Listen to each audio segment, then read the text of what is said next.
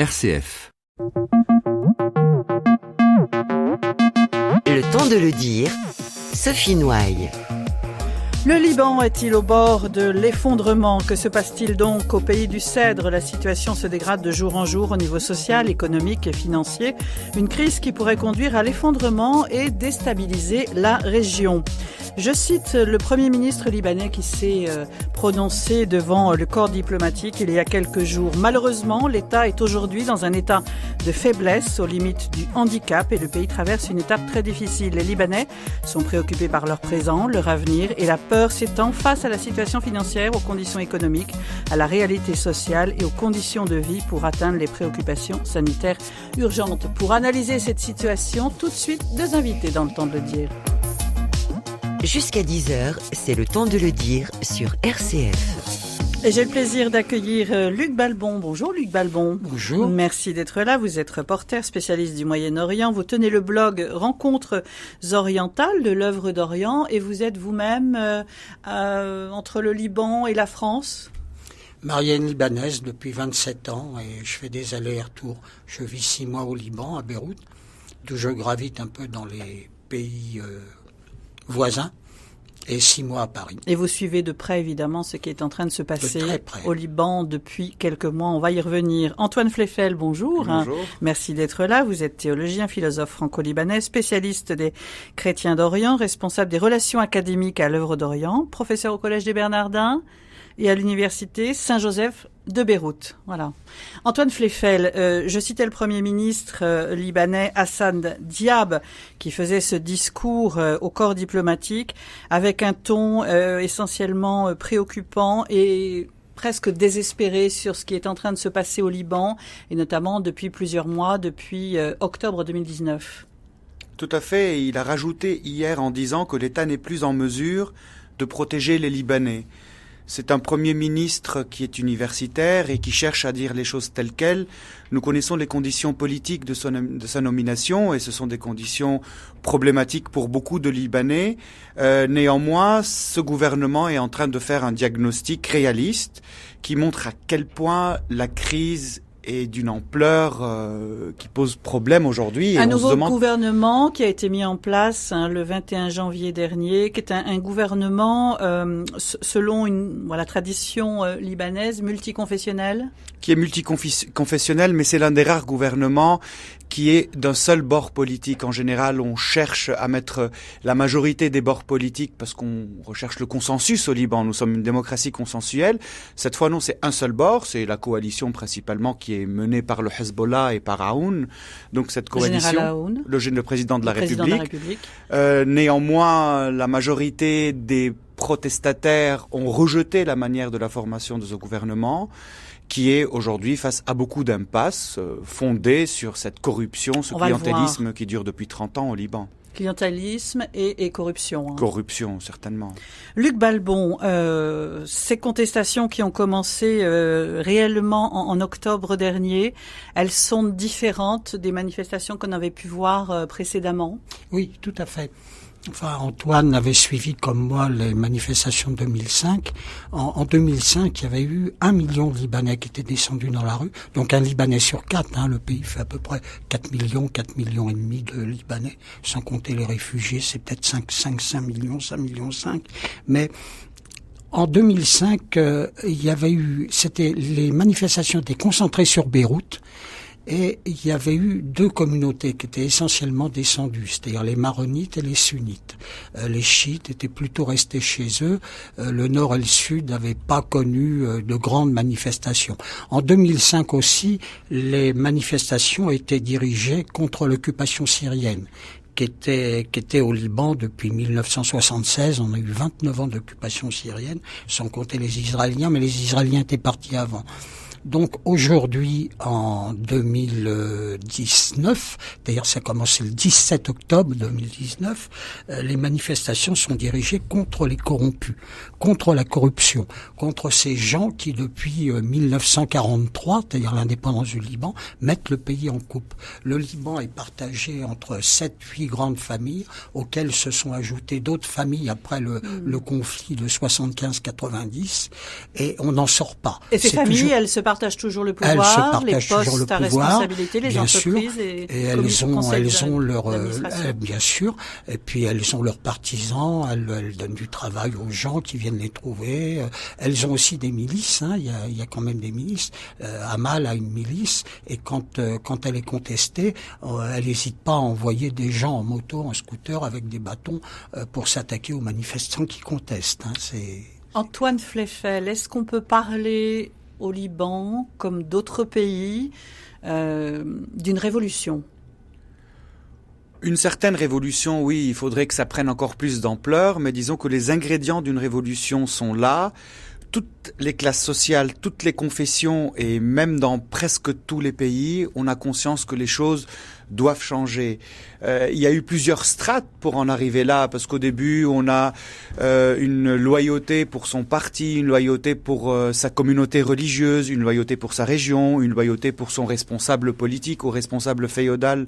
Mais aujourd'hui, les Libanais ont constaté que cette corruption, elle est viscérale, elle est au fondement même de la création de l'État du Liban. Une dépêche de l'AFP, d'ailleurs, faisait mention de ces 5000 fonctionnaires embauchés, on ne sait comment, illégalement. Oui, tout à fait. Mais il faudrait pointer le problème central qui est à la source de tout cela, c'est le confessionnalisme qui aussi a œuvré. Certes, il y a les considérations familiales que Luc évoque, et elles sont très importantes, mais le confessionnalisme, c'est cet esprit qui consistait, et qui consiste toujours depuis la création du Liban, à chercher les intérêts de chaque communauté. Et chaque communauté... En se partageant le pouvoir. En se partageant le pouvoir, mais aussi chaque communauté contre les autres cherche ses intérêts. Et depuis le début de l'histoire du Liban, chaque communauté a eu son moment de gloire. On a eu le maronitisme politique jusqu'à la guerre libanaise. On a puis eu le sunnisme politique avec la famille Hariri. Puis on a eu le chiisme politique avec le Hezbollah. Et à chaque fois, au lieu de penser à l'État libanais, au Liban comme un seul pays, on pensait aux intérêts que chaque communauté pouvait avoir pour prendre le dessus et prendre le pouvoir. Et aujourd'hui, la prise de conscience est celle-ci. Cet esprit confessionnaliste empêche le Liban d'évoluer, mais l'appauvrit et le détruit, parce que nous sommes aujourd'hui dans un pays dont toutes les structures sont détruites. Et le Premier ministre le dit de la manière la plus claire. Et je crois que parmi les choses qu'il faudrait résoudre pour passer à une autre étape au Liban, en plus de la restructuration économique bien sûr, il faut s'attaquer à cette question de confessionnalisme et se poser la question de la citoyenneté, se poser la question d'un État vraiment laïque qui cherche les droits de l'homme, qui cherche à bâtir un être humain plutôt que de chercher à donner à telle confession ou telle autre ses droits dans la gouvernance et dans le pouvoir. À la tête du pays, Luc Balbon, le général Aoun, Philippe Aoun, qui a 84 ans à peu près. Michel Aoun, pardon. On avait mis beaucoup d'espoir dans ce président. Oui, mais avec Antoine, on en a souvent parlé. Aoun est un personnage tout à fait étonnant. C'est un personnage qui aime vraiment le Liban, qui a donné sa vie au Liban, qui s'est battu pour le Liban. Il a eu effectivement, il a pris la présidence, il avait de grands espoirs, et quand il y a eu la révolution le 17 octobre, peut-être 10 jours après, il a prononcé un discours où il s'excusait devant les Libanais en disant « J'ai voulu effacer le confessionnalisme et le sectarisme et le clanisme et j'y suis pas arrivé ». Et c'est vrai que il avait des idées absolument formidables. Et puis finalement, il est tombé dans ce clanisme. Aujourd'hui, ses trois gendres, dont Gibran Bassil a été longtemps ministre des Affaires étrangères, les deux autres ont des fonctions importantes au sein de la société libanaise. Et puis ses filles aussi sont placées, et il est tombé aussi dans le clanisme. Et mais ça s'explique fort bien, je veux dire. Vous savez, depuis 1943, le Liban, il n'y a pas d'État-nation, il n'y a pas de. Donc, quand vous n'avez pas d'État pour vous protéger, que vous n'avez pas de sécurité sociale, que vous n'avez pas d'assurance chômage, que vous devez envoyer vos enfants en demandant comment vous allez payer la scolarité, vous vous repliez sur votre communauté, c'est votre communauté confessionnelle. Et Antoine a tout à fait raison. Il a un mélange de confessionnalisme, d'autoritarisme de grande famille. Et de clanisme qui est complètement insupportable et qui mine le Liban, tout à fait. Antoine Fleffel, pour que les auditeurs de RCF comprennent bien la situation, qu'est-ce qu'il est en train de se passer au niveau notamment financier, économique, qui mine la vie quotidienne, en fin de compte, des Libanais en ce moment?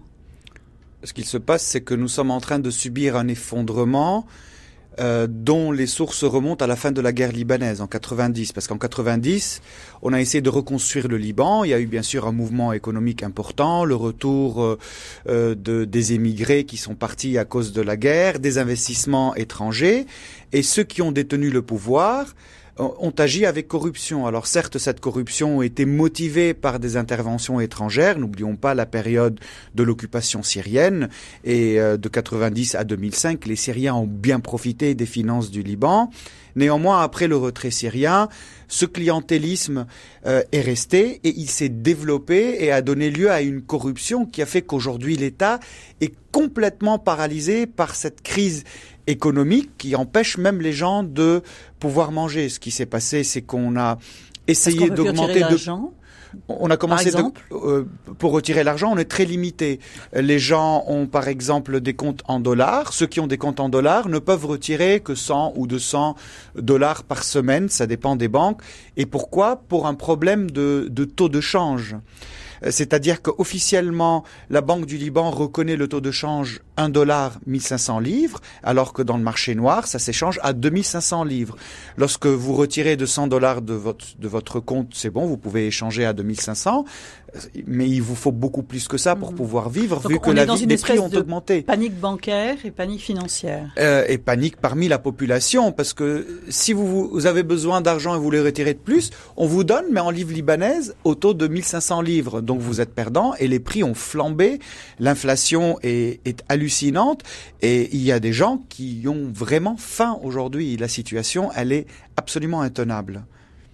Luc Balbon, on n'aurait jamais imaginé cette situation au Liban. Écoutez, d'entendre Antoine, c'est absolument le Premier ministre hier nous a donné des chiffres, mais des chiffres qui sont pas concrets. On parle de 5 milliards de dollars à rembourser d'ici fin juin. Et là, il y a une échéance qui va arriver, qui va être déterminante. À partir du 9 mars avec les eurobonds. Mais ça se traduit dans la vie quotidienne par des privations incroyables. Il y a d'abord bien sûr les retraits, puisque selon les banques, on peut retirer par semaine entre 50 et 300 dollars selon les établissements bancaires. Mais aussi le pays depuis le 17 octobre 2019 a perdu plus de 200 000 emplois. Vous avez des gens aujourd'hui qui sont payés la moitié de leur salaire parce que les gens peuvent plus payer. Vous avez des gens qui sont plus payés du tout. Moi, j'ai une voisine qui est infirmière dans un hôpital. Et elle est plus du tout payée. Ça fait 3 mois qu'elle est plus payée. Les familles peuvent plus payer la scolarité des enfants. C'est très grave. La force du Liban, c'était l'éducation. Et Antoine ne me contredira pas.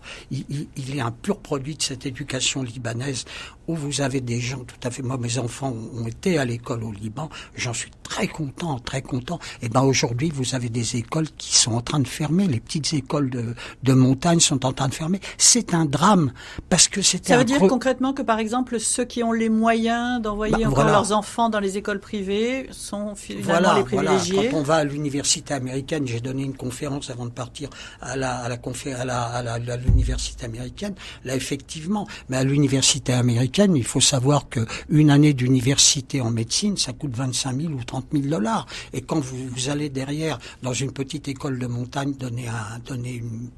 faire une intervention, vous voyez quand même la différence. Or, les familles peuvent plus payer. Et c'est un creuset de citoyenneté, l'école. Quand vous avez au même pupitre un enfant musulman et un enfant chrétien qui reçoivent la même éducation, c'est tout bonus pour la citoyenneté. Et Antoine le disait fort justement, actuellement, il y a un mouvement citoyen qui est en train de se déclencher. Et évidemment, les partis traditionnels font tout pour que ce mouvement n'aboutisse pas à la citoyenneté. Allez, on va poursuivre cette analyse de la situation préoccupante du Liban depuis le 17 octobre. Les Libanais sont dans la rue. On va poursuivre avec Antoine Fleffel et Luc Balbon. On va écouter, Ibrahim Malouf. Et on se retrouve juste après. N'hésitez pas à poser vos questions au 04 72 38 20 23. On se retrouve tout de suite.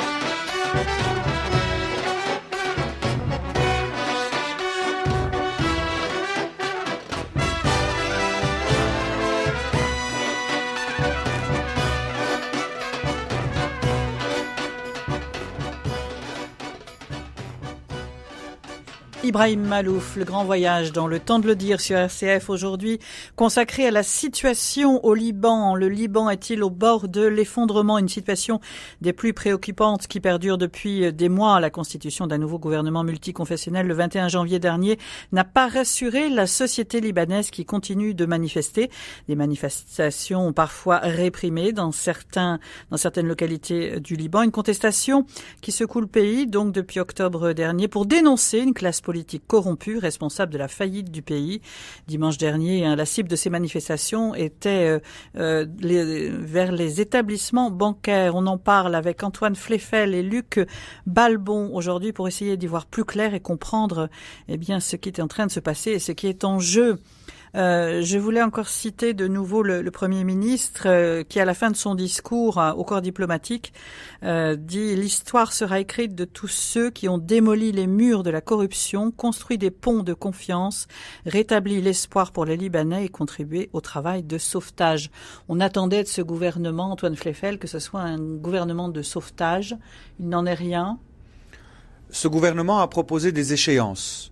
Sauf que les échéances sont très proches. Il y a des échéances dans quelques semaines, des échéances dans quelques mois. Et pour utiliser l'expression que vous avez dite tout à l'heure, la révolution attend au tournant le gouvernement. Et à chaque échéance, si le gouvernement ne remplit pas ses promesses, il y aura certainement des manifestations. De toute façon, aujourd'hui, il y a une psychose au Liban comme dans tous les pays, la psychose du coronavirus. Mais malgré cette psychose qui est bien amplifiée au Liban, car on a peur, étant donné que les infrastructures ne sont pas prêtes pour pouvoir faire face à ce virus, malgré cela, les manifestants sont présents dans les rues avec leurs masques chirurgical et se préparent en disant « nous ne baisserons pas les bras ». Mais pourquoi ils veulent aller tellement loin? Parce que nous avons vraiment touché le fond. La pauvreté, la famine, ou parce qu'il y a des gens aujourd'hui qui ont faim, n'a pas de religion, des infrastructures n'a pas de qui ne fonctionnent plus, qui sont dans un état déplorable. Beaucoup d'infrastructures aujourd'hui nous font constater la corruption qui existe dans chaque projet. Parce que dans chaque projet, il faut de l'argent pour tel responsable ou tel autre. Et souvent, le travail est mal fait. Luc Balbon. Oui. Sur cette vie quotidienne de ces infrastructures, je pense à l'électricité parce que, par exemple, pour que les gens se rendent compte de la situation. J'y pensais aujourd'hui. Je vous donne un exemple. L'électricité, chaque Libanais, chaque famille, la mienne par exemple, on paye 2 factures. On paye à l'État, qui est incapable depuis 1990, la fin de la guerre, de nous fournir 24 heures sur 24 d'électricité. Donc on a recours à des générateurs. Mais il faut savoir que ces générateurs appartiennent souvent à des gens qui sont des responsables de l'État et qui en profitent. Des ministres, des députés ou des responsables de région qui ont le commerce des générateurs et qui n'ont pas du tout envie de revoir l'électricité fonctionner. Pour l'eau, c'est pareil. On paye deux factures. On paye une facture à l'État qui nous fournit une eau absolument dégoûtante, imbuvable, et puis une facture à une entreprise privée. Et tout est comme ça. Et quand on voit, j'ai lu il y a juste avant de partir, avant de retrouver Paris, j'ai lu un rapport de jeunes économistes libanais où ils disaient que sur les 50% des grandes entreprises libanaises avaient, dans leur conseil d'administration, avaient soit un ministre, soit un député. C'est là où il y a la corruption. Et c'est ce qui a fait descendre les Libanais dans la rue le 17 octobre avec ce prétexte de la taxe WhatsApp qui était un prétexte, mais qui... Et moi, j'ai espoir quand même. J'ai espoir de voir naître. Ce sera très long. Ce sera très long. Vous savez, en Europe, on se rend pas compte. J'ai couvert, en tant que journaliste, reporter, toutes les révolutions arabes. J'étais en Tunisie en 2011, et puis après, pour Liberté, le journal algérien pour lequel je travaillais, j'étais en Libye et en Égypte. Et j'étais complètement effaré de lire des articles dans la presse française où on pensait qu'en 2 mois, ces pays arabes qui pendant des années avaient vécu sous le poids de la religion, sous le poids allaient devenir laïcs comme une laïcité à la française. C'est pas possible. Vous comprenez, nous 3 ans après la Révolution française, on a eu la terreur, puis on a eu la Restauration. Faut du temps. Est-ce qu'il y a encore ce poids évidemment de la guerre du Liban? On est à 30 ans. de la fin de la guerre du Liban? Et écoutez, moi, ce que je trouve extraordinaire, c'est qu'il y a eu une guerre de 15 ans, 90. Tout le monde, quand la guerre s'est arrêtée en 90, c'est pareil, les articles disaient « Oh, le Liban est au bord du chaos, ça va recommencer, etc. » Ça n'a pas recommencé. Il n'y a pas eu de guerre. Les augures, on a été il n'y a pas eu de guerre. Et là, aujourd'hui, quand on voit ce qui se passe, que les gens descendent pacifiquement dans la rue, il y a eu un mort. Le mort qu'il y a eu, je me rappelle plus, c'était du côté de Beyrouth. Il y a peut-être 30 ans, les gens auraient sorti les armes.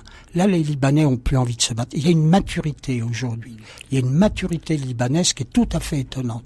Et ça, c'est tout à l'honneur du peuple libanais. Sur cette Antoine question, je Pépel. suis tout à fait d'accord. Depuis la fin de la guerre libanaise, il y a eu beaucoup de tensions à plusieurs reprises à cause de problèmes politiques.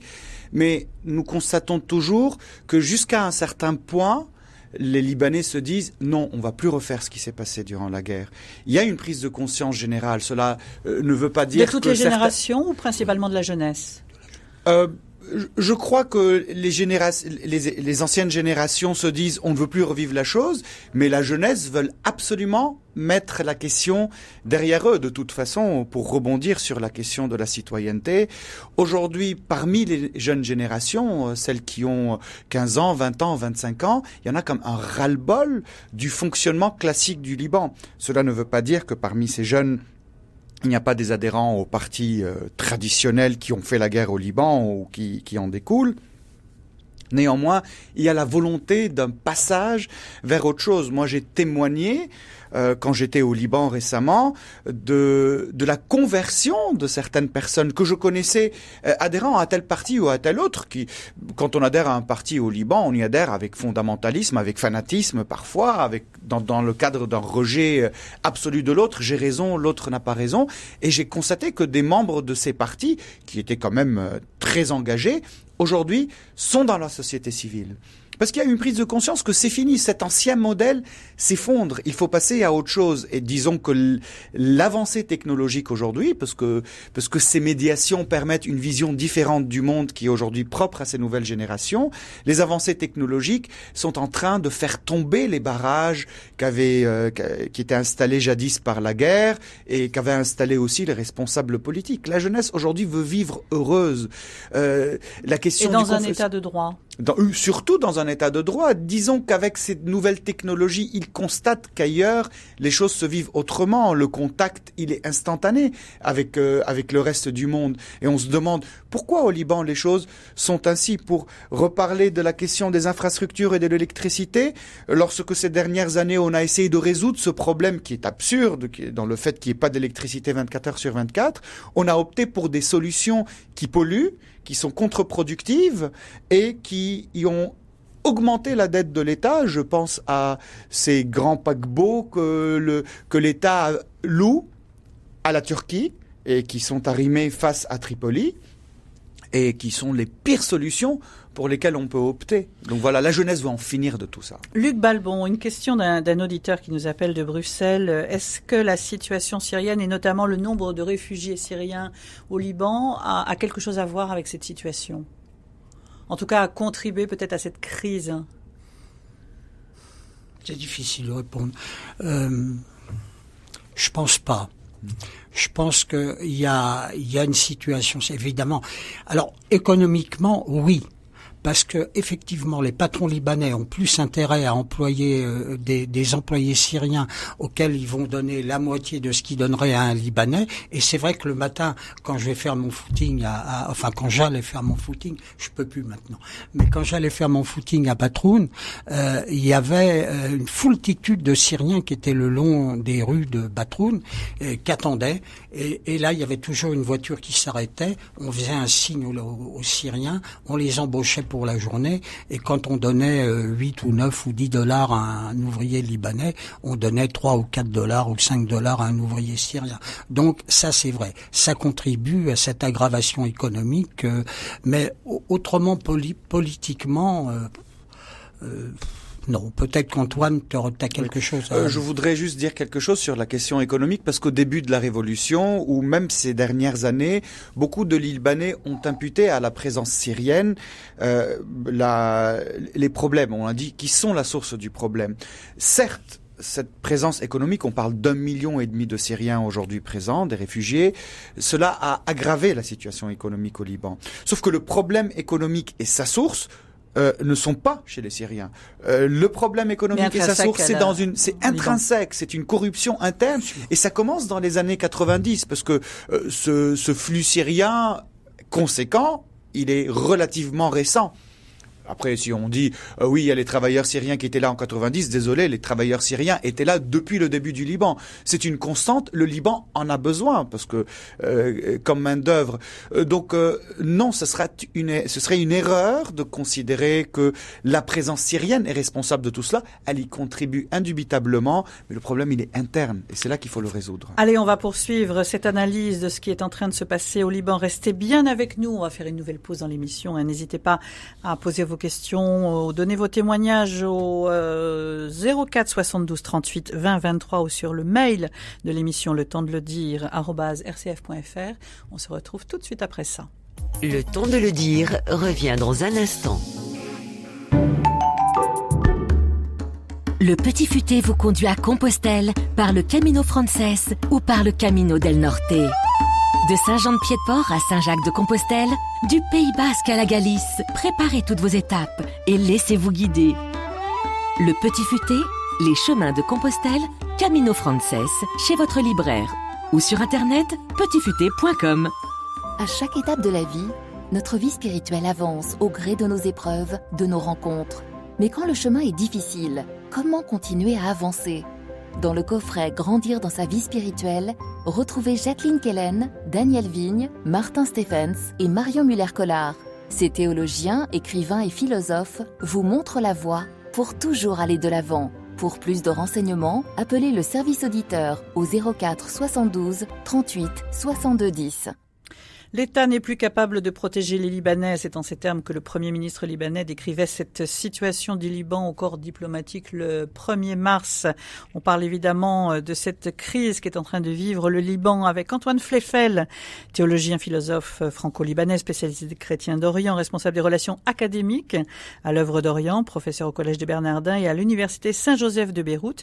Également invité en cette émission, Luc Balbon, reporter, journaliste, spécialiste du Moyen-Orient. Il tient le blog Rencontres orientales pour l'œuvre d'Orient également. Et on va accueillir tout de suite au téléphone Marie qui nous appelle de Bordeaux. Bonjour Marie. Oui, bonjour Bienvenue. À tous. Salam alaikum. Voilà, alors moi, je suis française, mais libanaise de cœur depuis des années 75, puisque j'ai un ami prêtre libanais que j'ai connu justement au moment de cette guerre civile. Sa famille, une partie de sa famille est venue se réfugier en France, ont travaillé. Les enfants ont vécu en France toute leur enfance et adolescence. Et au moment de la paix qui est revenue dans les années 80, ils sont rentrés au pays, ils ont repris un autre commerce, voilà. Et puis maintenant, donc dans les rues et donc tous ces jeunes travaillent, ont une profession, et en particulier, il y en a une de ces jeunes filles qui travaille dans une école privée religieuse. Mais à cause de tous ces événements, l'école est régulièrement fermée parce que par manque de sécurité. Et pareil, ils ont pas beaucoup d'argent, comme vous disiez.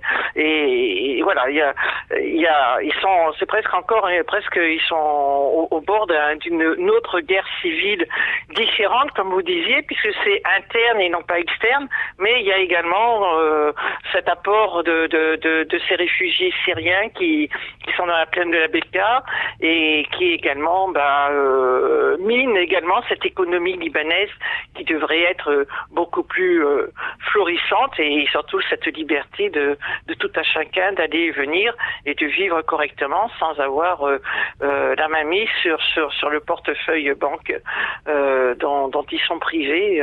Voilà. Merci Marie, merci pour votre émission. témoignage. Antoine Fleffel, une réaction?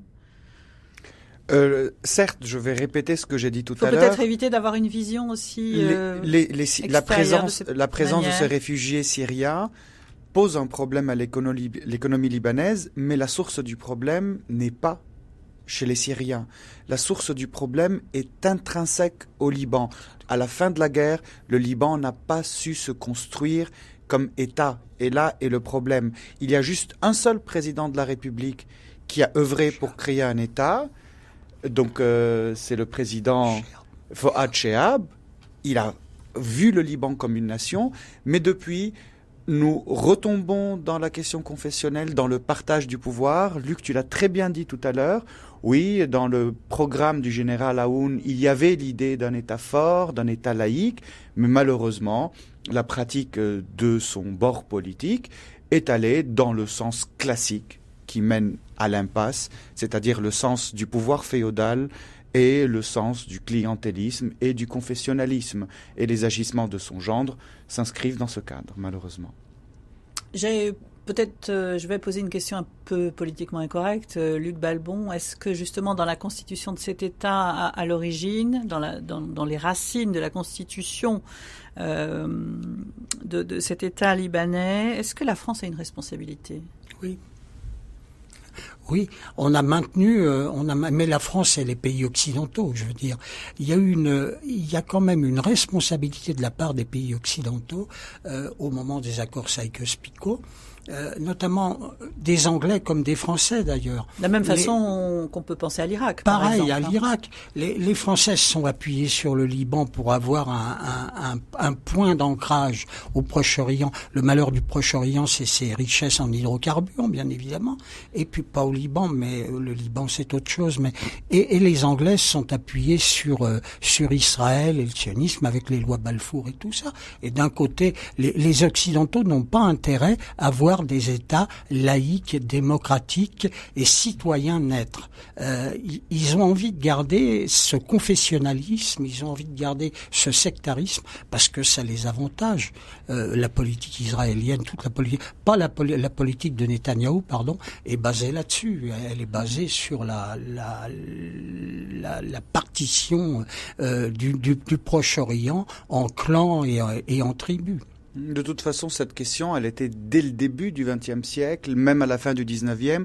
Lorsque les Occidentaux sont venus en Orient pour créer des États, après l'effondrement de l'Empire ottoman, leur vision était toujours une vision confessionnaliste. On se rappelle bien, fin des années 10, début des années 20, la création d'un État alaouite, d'un État druze, d'un État chrétien ou d'un État sunnite. À chaque fois, la lecture est une lecture confessionnelle. On doit quelque part aussi cet héritage aux Occidentaux, tout en sachant qu'au XVIIIe et au XIXe siècle, il y avait une certaine inscription de toutes ces communautés religieuses dans leur diversité, une inscription dans le cadre de leur contexte, qui était aussi celui de l'Empire ottoman. Ce qu'on aurait pu voir de l'extérieur comme une richesse.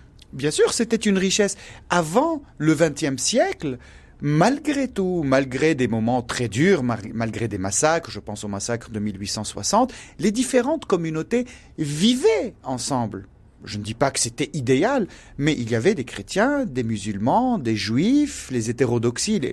Les juifs en Orient sont restés jusqu'à la création de l'État d'Israël. Le tiers de Bagdad était juif jusqu'en 48. Je pense à la communauté juive de l'Égypte, aux juifs du Liban qui ne sont partis qu'en 75.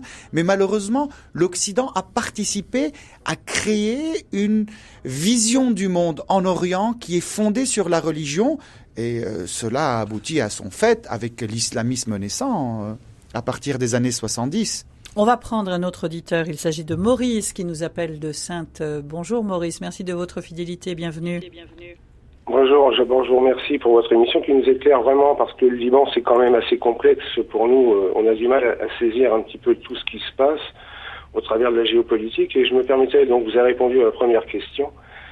Compte tenu des liens étroits que nous avons avec le Liban depuis des années, qui sont vraiment, c'est un pays extraordinaire, et des gens d'une gentillesse. Et moi, j'aimerais, et qui ont accueilli des migrants et qui font beaucoup de choses que nous ne faisons pas nous, d'ailleurs, et c'est assez honteux de notre part.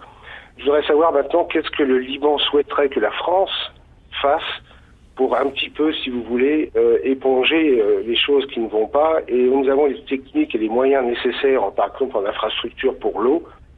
Comme le monsieur disait tout à l'heure, justement, que l'eau était imbuvable, enfin, qu'il payait, et que ça n'allait pas.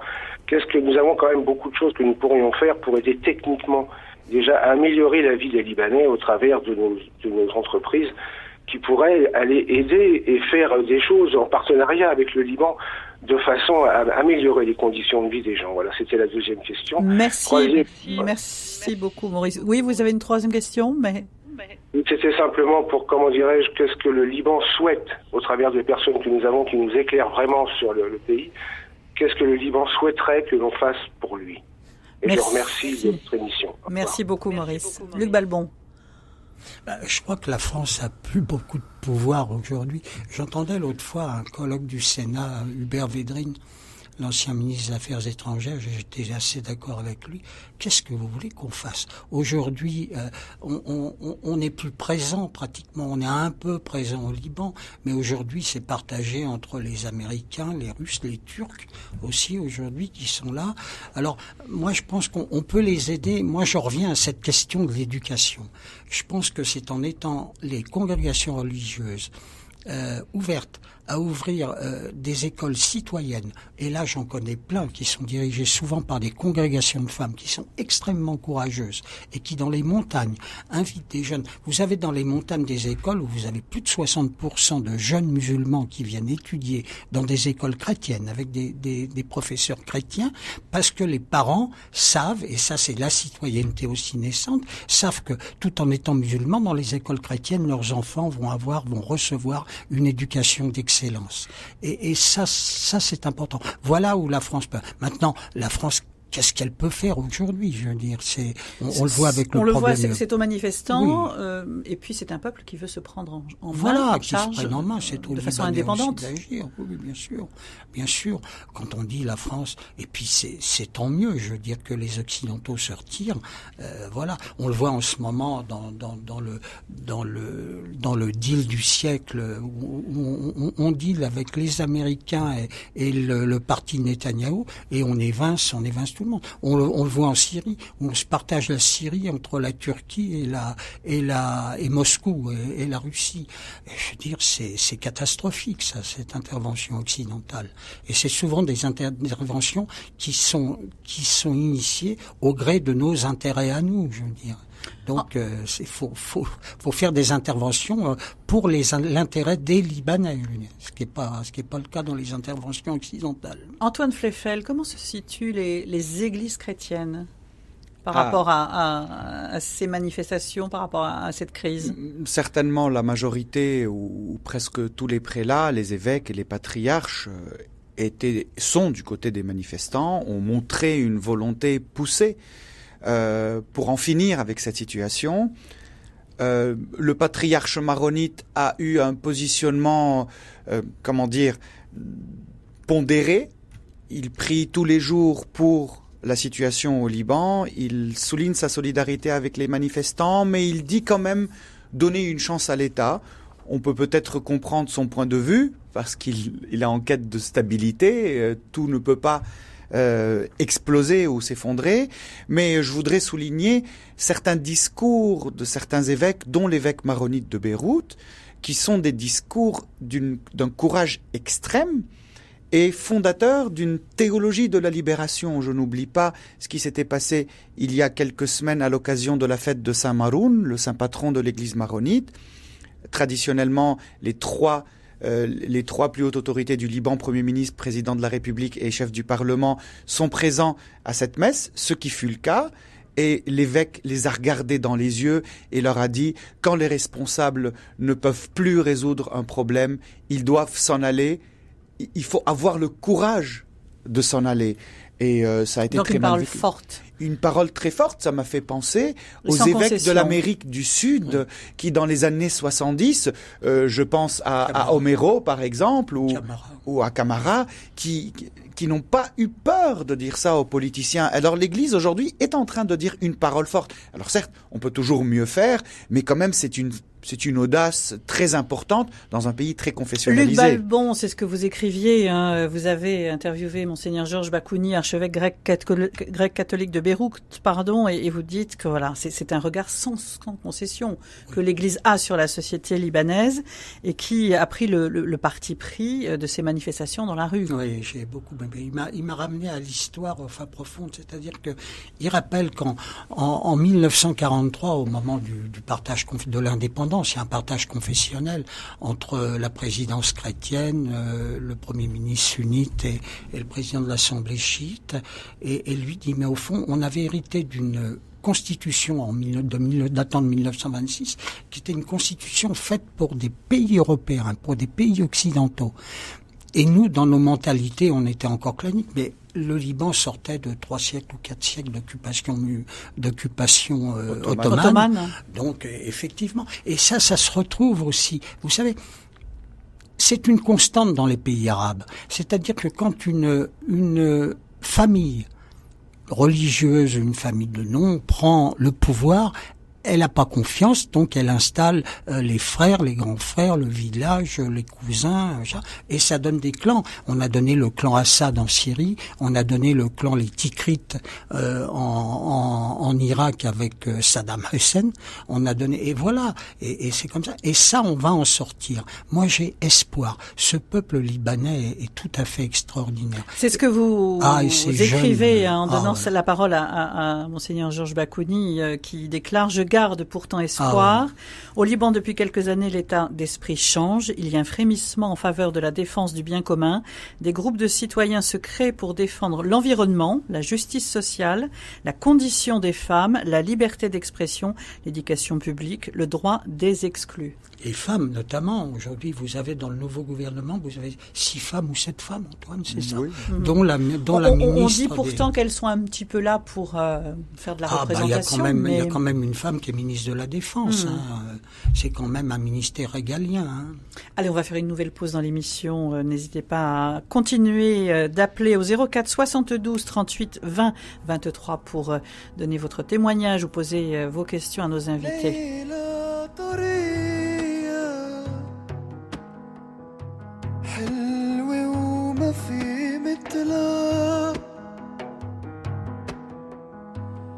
صارت بعيدة ما عرفنا اسمها ليلى تفاحة حمرا وممنوعة ليلى يا بابا شو خسرنا من بعدها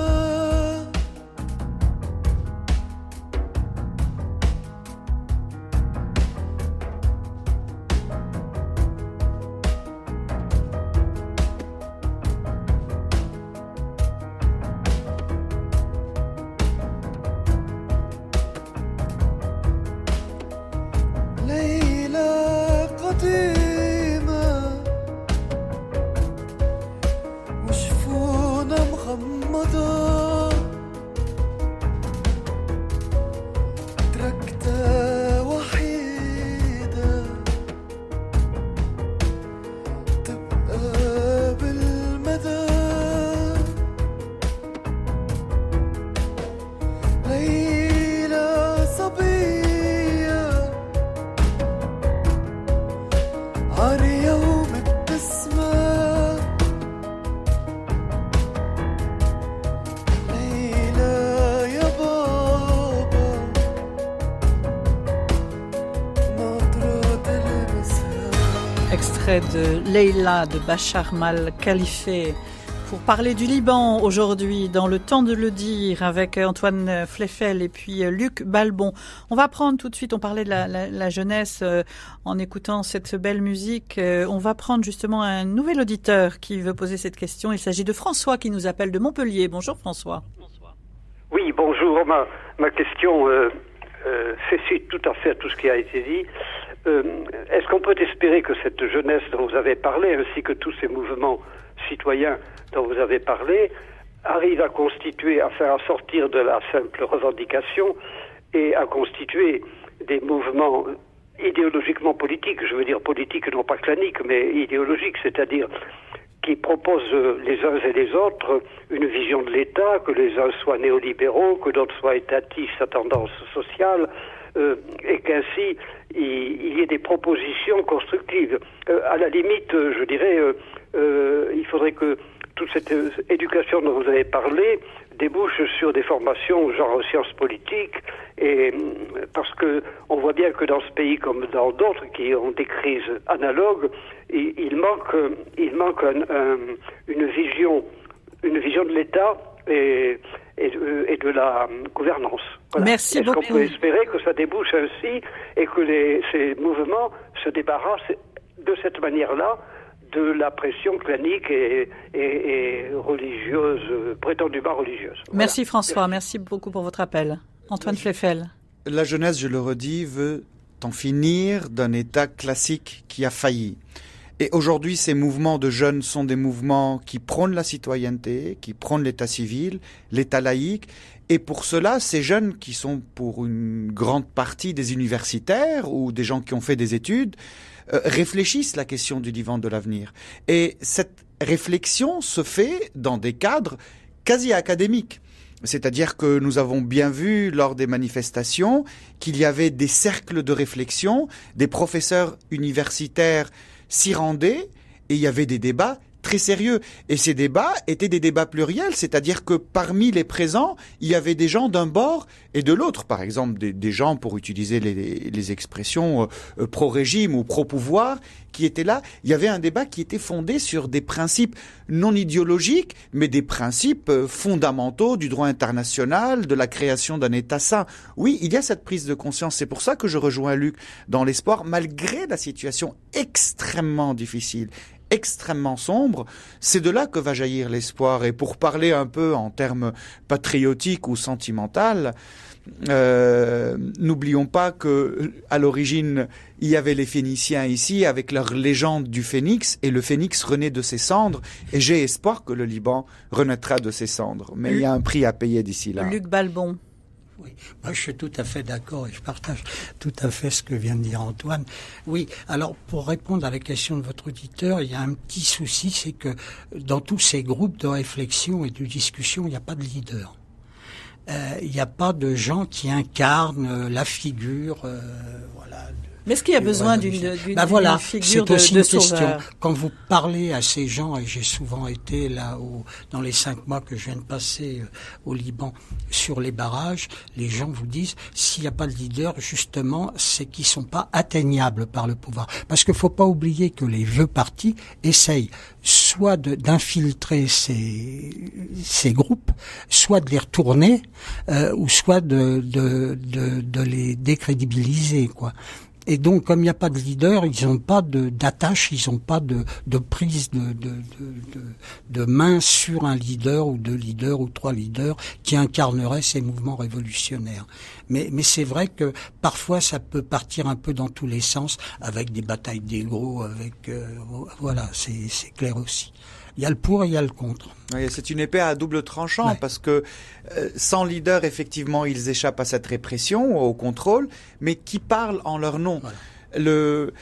L'événement qu'on attend, ce sont les élections législatives. S'ils ne sont pas organisés, s'ils ne sont pas représentés, on aura le même Parlement et donc l'histoire continuera, tout en sachant qu'elle ne peut plus continuer vu que la situation économique augure d'un effondrement qui est prochain. Antoine Fleffel, justement, et j'ai un message de jeunes qui ont eu cette expérience d'aller au Liban, hein, et qui voient justement ces jeunes peut-être qui ont envie de partir. Est-ce qu'on va assister à un nouvel exode de la jeunesse libanaise et des forces vives du Liban? Oui, alors de un, il faut savoir que cette jeunesse qui est engagée pour le changement est têtue. Elle est engagée vraiment en se donnant et en y croyant. Elle cogne dur. Néanmoins, oui, il y a cette volonté de partir. De partir, pourquoi? Pas parce que on est désespéré seulement, mais parce qu'on veut vivre. Lorsqu'on ne peut plus travailler, lorsqu'on ne peut plus fonder une famille, lorsqu'on a fait 4 ou 5 ans d'études et qu'on ne trouve aucun poste, au bout d'un moment, on se dit je veux bien donner énormément au Liban, mais je ne peux pas rater ma vie.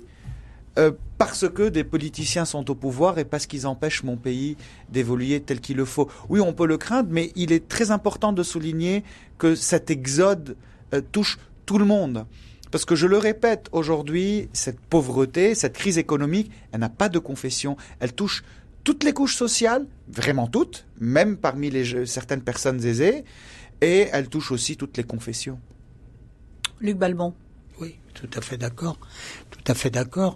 Et puis, c'est vrai que quand on regarde la structure de la famille libanaise, dans chaque famille, on en parlait avec Antoine tout à l'heure en venant, vous avez un oncle ou un frère ou un père qui est en Occident, qui est dans les pays arabes du Golfe, et qui gagne sa vie et qui envoie de l'argent pour que la famille puisse tenir, quoi. Donc c'est une nécessité. Au bout d'un moment, comme l'a dit Antoine, au bout d'un moment, les jeunes y partent, et c'est une jeunesse extrêmement éduquée. Voilà, ça je voudrais mettre l'accent aussi là-dessus. C'est une jeunesse extrêmement éduquée. Je le vois à la maison avec la dernière, avec ma fille.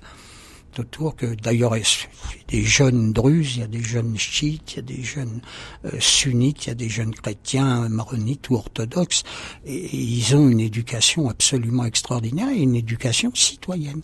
Et ça, il faut mettre l'accent aussi là-dessus. C'est un des points forts du Liban. Luc Balbon, pour terminer, le gouvernement, le Premier ministre l'a réaffirmé, les prochains jours vont être décisifs. Oui. Qu'est-ce que peuvent être les décisions qui changeraient les choses ?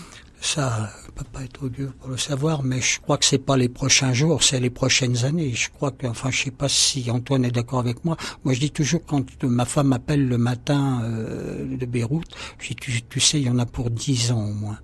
Alors elle me dit, oh non, 5 ans, 6 ans, mais ça va durer des années. Mais faut tenir parce que le Liban est un exemple. Non seulement pour le Liban, il y a un défi énorme. C'est le seul pays où il y a 18 confessions, 14 chrétiennes ou 13 chrétiennes et 4 ou 5 musulmans, où on peut faire, si on y arrive, on peut bâtir une citoyenneté. Et ce sera un exemple non seulement pour le Proche-Orient, mais un exemple pour le monde entier. Ça va durer longtemps, effectivement, 5 ans, 10 ans, ça va durer longtemps, ça j'en suis sûr. Mais la grande question est la suivante. Qu'est-ce qu'on pourra faire pour en finir de cela ? Et il y a un blocage sur ce niveau. Alors, vous parlez de l'échéance prochaine, donc le remboursement de l'échéance de l'eurobond. Mais il y a quelque chose de plus dangereux que cela, c'est qu'on a besoin d'une aide économique. Parce que tout seul, on ne pourra pas s'en sortir. Et cette aide économique, qui l'apportera ?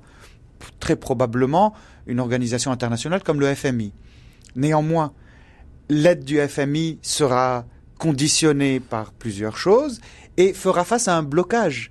Et le blocage, il viendra de celui qui a le plus de pouvoir actuellement, c'est-à-dire le Hezbollah. Parce que s'il y a une mainmise du FMI, donc de la communauté internationale, cela voudrait dire pour le Hezbollah davantage de problèmes avec ses finances. Est-ce qu'il acceptera ? Donc dans cette tension, cela pourrait avoir de mauvaises conséquences. Donc une situation à suivre, et vraiment une attention particulière. Luc Balbon, on vous retrouve sur votre blog. On peut le citer ? Oui, bien sûr.